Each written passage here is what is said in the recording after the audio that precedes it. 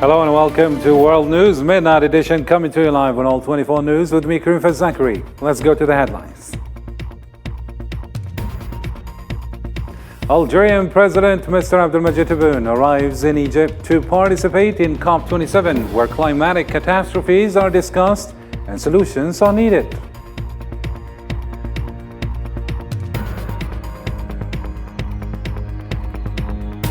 Italy allows minors and vulnerable refugees on board German-flagged rescue ship to disembark.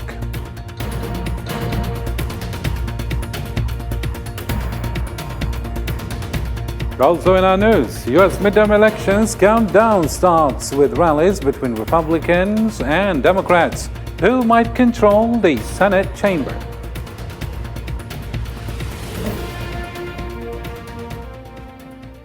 We kick off our news on Sunday with Algerian President Abdelmajid Tebboune, who arrived in the Egyptian city of Sharm el-Sheikh to participate in 2022 United Nations Climate Change Conference.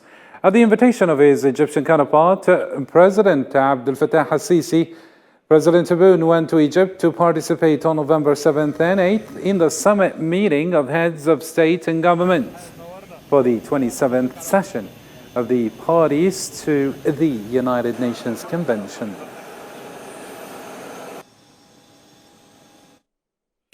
Delegates participating in the United Nations Climate Change Conference agreed on Sunday to discuss the possibility of rich countries providing compensation to the poorest and most affected by climate change during the summit held in Sharm el-Sheikh, Egypt. Zafar Jani has the story. World leaders arrived in Sharm el-Sheikh for the climate negotiations scheduled to run through November 18th, and delegates at the UN COP27 Climate Summit in Egypt agreed on Sunday to discuss whether rich nations should compensate poor countries most vulnerable to climate change for their suffering. I particularly welcome the agreement of the parties to include a new agenda item on funding arrangements to respond to loss and damage. This creates, for the first time, an institutionally stable space on the formal agenda of the COP and the Paris Agreement to discuss the pressing issue of funding arrangements needed to deal with existing gaps in responding to loss and damage. Much of the tension at COP27 is expected to relate to loss and damage, which wealthy countries have rejected for more than a decade. Some parties have shown reservations in the adoption of climate compensation as an item of the official COP27 agenda. And there have been reservations aired as to the extent and the responsibilities that might be entailed from the addition in an official manner of this item on the agenda.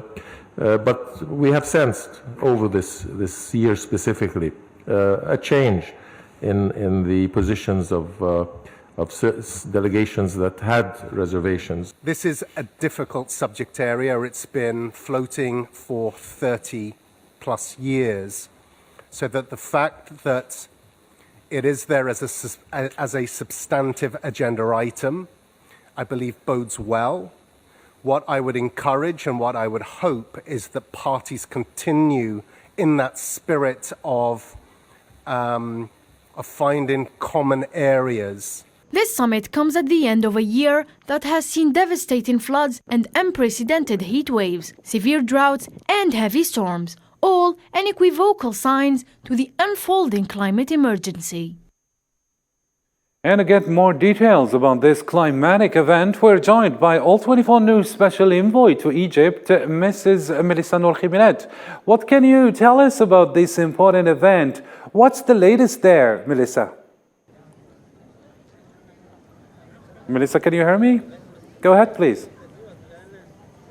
Indeed, the UN's COP27 climate summit kicked off today here in Egypt with warnings against backsliding on efforts to cut emissions and calls for rich nations to compensate poor countries after a year of extreme weather disasters. More than 40,000 participants have been registered for this year's talks, reflecting the sense of urgency as major weather events around the world impact many people and cost billions of dollars in repairs. Over 120 world leaders are expected expected to attend, many of them speaking at a high level event on November 7th and November 8th. The Algerian President Abdelmajid Tebboune arrived in Egypt today, this evening, to participate in the summit meeting of heads of states and governments of the 27th session of the Parties of the United Nations Framework Convention on Climate Change, known as the COP27, whose work is hosted here in Sharm el-Sheikh in Egypt. The thematic days of the climate summit will start from Wednesday, with each day devoted to discussing a major issue related to energy, finance, social diversity, agriculture, water, and even possible solutions. Thank you, Melissa, indeed, for all these insights. Melissa Noor Khimilat, you joined us from Egypt on the sidelines of the United Nations Climate Change Conference. Thank you. Moving on now, President of the Republic, Mr. Abdelmajid Tebboune, received on Sunday at the Presidential Hall of Honor of Houari Boumediene International Airport, Nigerian Foreign Affairs Minister Geoffrey Onyema. On the Algerian side, the meeting was attended by the Minister of Foreign Affairs and the National Community Abroad, Mr. Mtala Mamra, and the Principal Private Secretary to the Presidency, Mr. Abdelaziz Khalaf. On the Nigerian side was Mr. Flavoriz, personal assistant to the minister. Je viens d'être reçu par Monsieur le Président. I was received by the President of the Republic, Mr. Abdelmajid Tebboune, and it is an honor for me, as I conveyed to him the greetings from the President Muhammadu Buhari. I also gave him a presentation on the meetings I had with my brother, Mr. Mtala Mamra, where we highlighted the level of good bilateral relations that unite Algeria and Nigeria in the field of cooperation, which we are working to develop, especially in the economic level. Algerian President Mr. Abdelmajid Tebboune received as well on Sunday at the Presidential Honor Hall of Houari Boumediene International Airport Niger's Minister of Technical Education and Vocational Training, Kassoum Maman Mokhtar. On the Algerian side, the meeting was attended by Minister of Foreign Affairs Mr. Mtala Mamra and the Principal Private Secretary to the Presidency Mr. Abdelaziz Khalaf. On the Nigerian side was Mr. Ragani Abdullah, advisor to the Niger presidency. Je suis porteur d'un message. I came to Algeria carrying a letter from President of Niger, Mr. Mohamed Bazoum, to President Abdelmajid Tebboune within the framework of the Industrialization Summit in Africa, which will be held in the capital Niamey on the 25th of this November. President Mohamed Bazoum assigned me to convey his greetings to his brother, President Abdelmajid Tebboune, in light of strong relations that have lasted since 1964 between the two countries. To Palestine now, Zionist forces continued their terrorist attacks against Palestinians as they shot and killed an 18-year-old Palestinian near Ramallah in the occupied West Bank on Saturday. According to Palestinian Health Ministry, Mossab Mohammed Nafal, 18-year-old, succumbed to serious injuries inflicted by bullets from the occupation forces. On Thursday, Israeli forces had already killed 4 Palestinians in the West Bank and east of Al-Quds.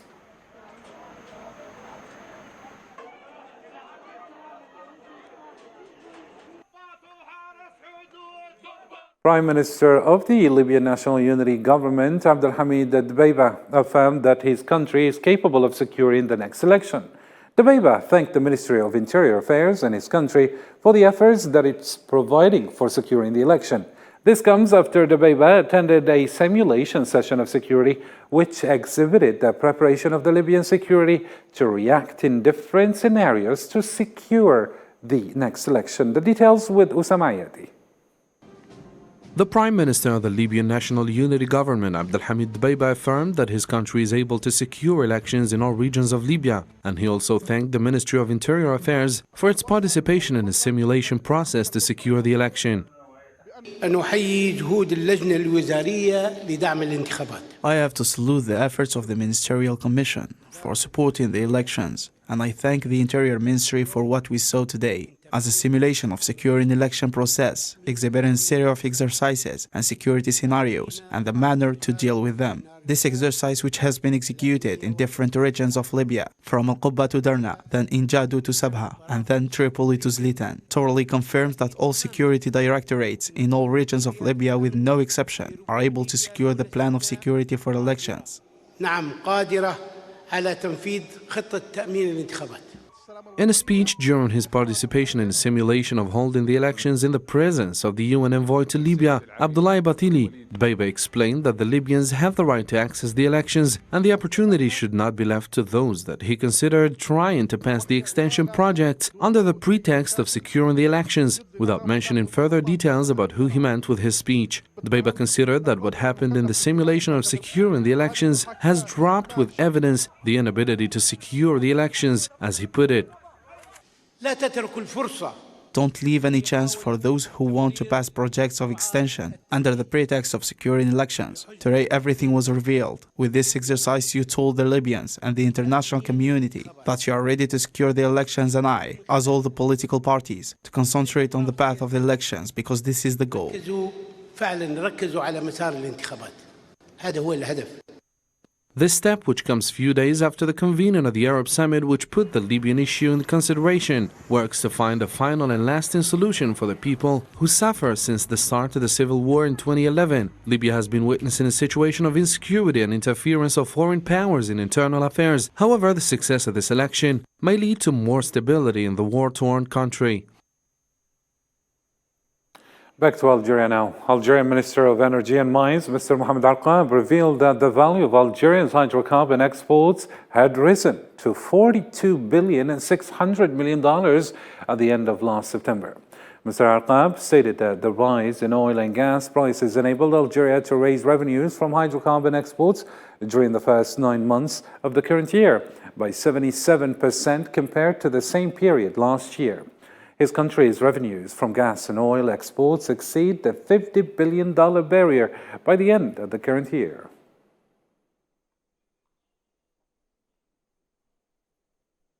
The proceedings of the second conference of the Arab Confederation or Federation of Oil, Mines and Chemicals Workers opened in the city of Skikda, eastern of Algiers, on Sunday, under the theme of materializing Arab common market through social dialogue. The official opening session of this two-day conference witnessed the participation of about 100 delegates representing trade union organizations from 17 Arab countries. The participants are looking forward to finding joint action mechanisms in order to unite the Arab labor forces active in the oil, mines and chemical sector and activate the Arab common market through community dialogue.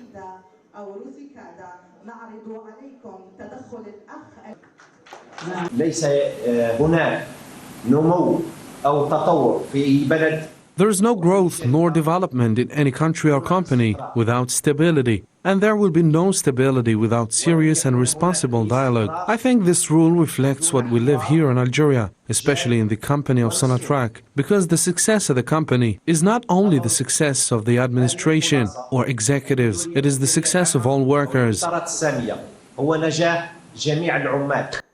الطاقة بتمثل أهمية قصوى وأهمية كبيرة جدا يجب أن احنا نستغلها. Energy represents a large importance and we have to exploit it for the benefit of our countries, and we have to be in the new world system with our strength and our ability and our complementary relations to always stay with the Arab investment to direct our production to the world. To other international news now, Russian-installed administration claimed that Ukrainian forces have targeted 3 power lines in the Kherson region, cutting off water and electricity supplies. Meanwhile, Russian news agencies reported that Ukraine's Russian-held Nova Kakhovka Dam has been damaged in the shelling by Ukrainian forces.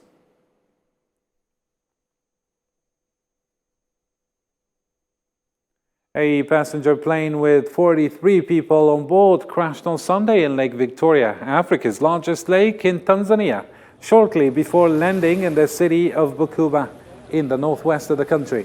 According to authorities, 19 were killed and 24 people were rescued. No immediate information has been reported over the cause of the crash.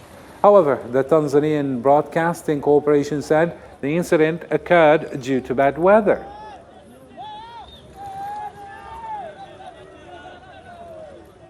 The Geo parents touched down in Catania while carrying 572 migrants. Italian authorities checked the rescued migrants on and provided the necessary equipment. Sofian Kinturi with more. On Sunday afternoon, the 572 migrants carrying Geo barons and the Norwegian flags touched down in Catania. As the ship pulled into the port, the migrants on board cheered. Later, the Red Cross provided food and water to the ship, while authorities checked the migrants on board and let families, children, and those with medical conditions alight. At the moment, the people that is remaining behind without this embarkation, we don't know what's going to happen. We haven't received any further instructions to what is the situation with them. 3 other ships, which carry a total of 900 migrants, asked for permission to dock, but early made clear that the countries with their flags on the ships are the ones who should take care of these migrants.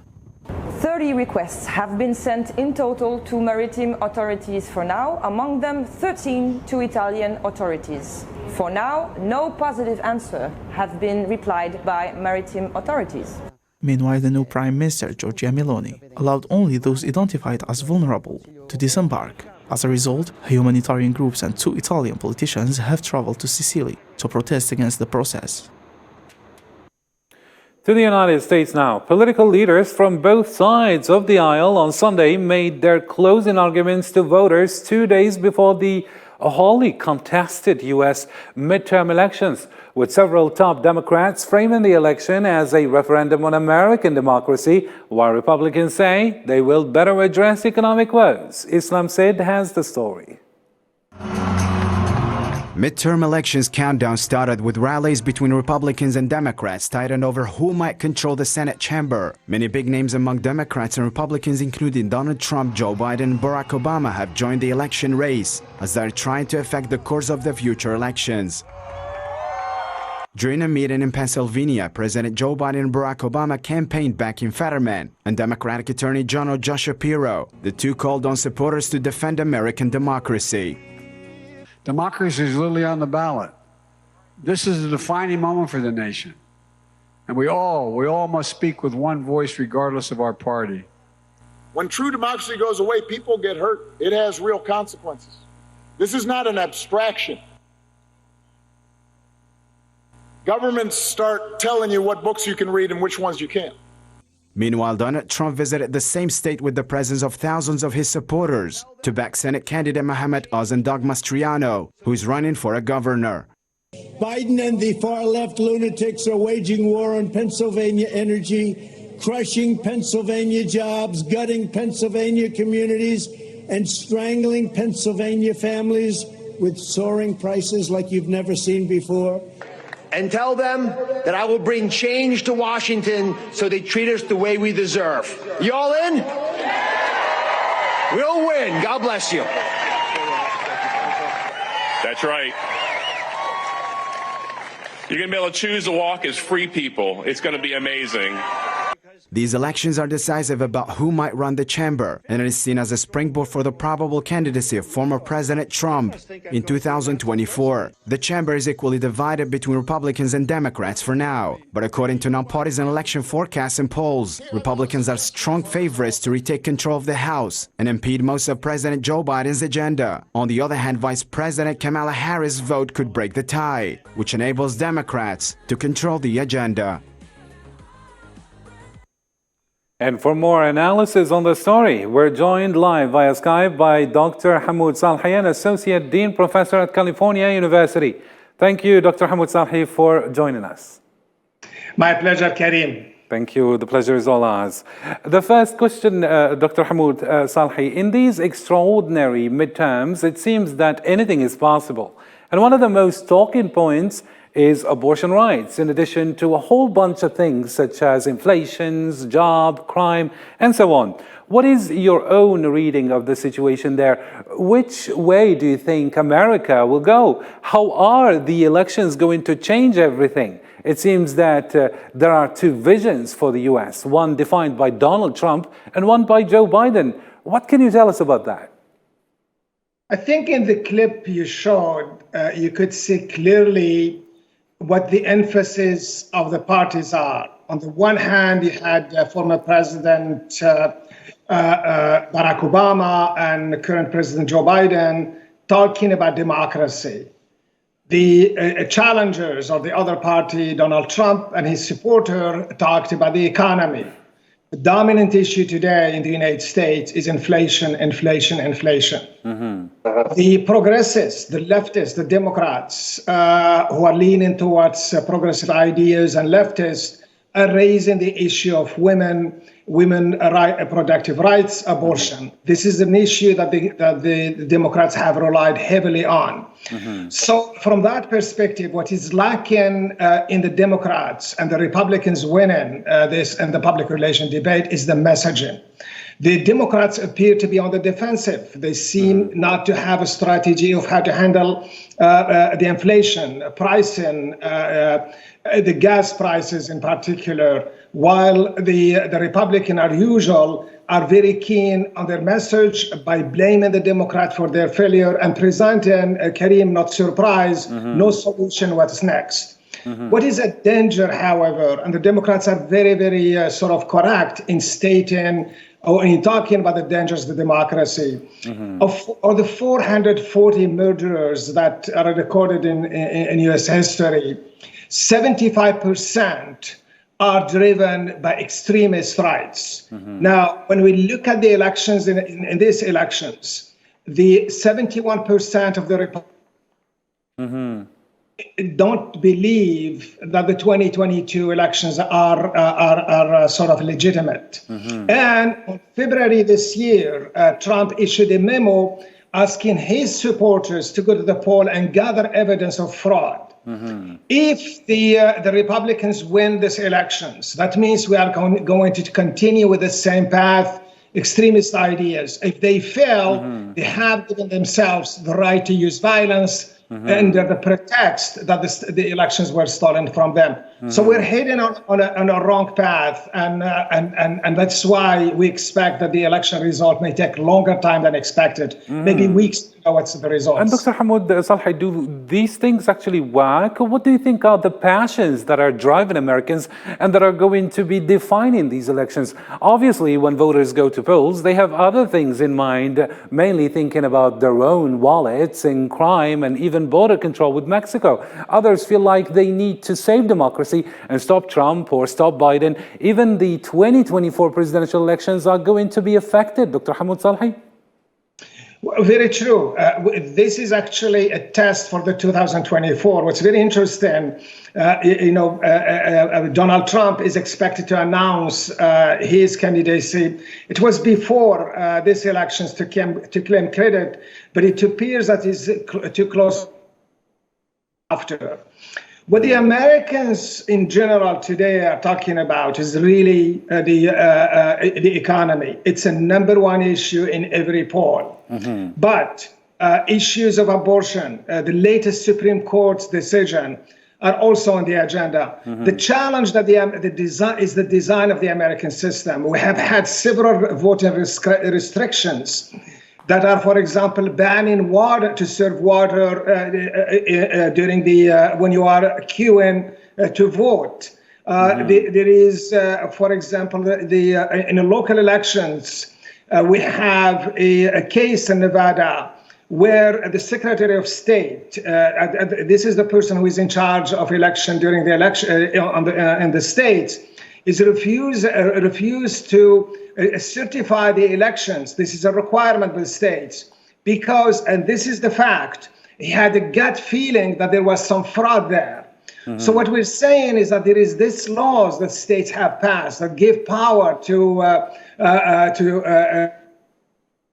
so the gerrymandering, the way are counted, and that's what makes it sort of an election that is very special. And usually the part-time or the midterm elections are non-event. But this time around, they are, because of what you just said, is they are a prelude for the 2024 elections. Yes, indeed. Dr. Hamoud Salhi, you were live with us from from USA. Sorry about that. Thank you so much. And lastly, in our news, thousands of runners, some with masks on their faces, participated on Sunday in the Beijing Marathon after 2 years of absence due to COVID-19 pandemic.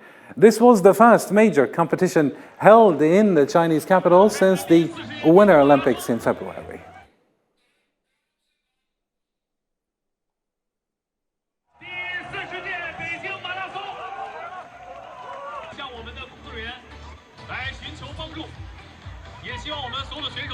And with this, ladies and gentlemen, our news bulletin comes to a close. Thank you so much for tuning in. For more news, don't forget to visit our social media platforms as well as our official website. That's it for me. Bye for now.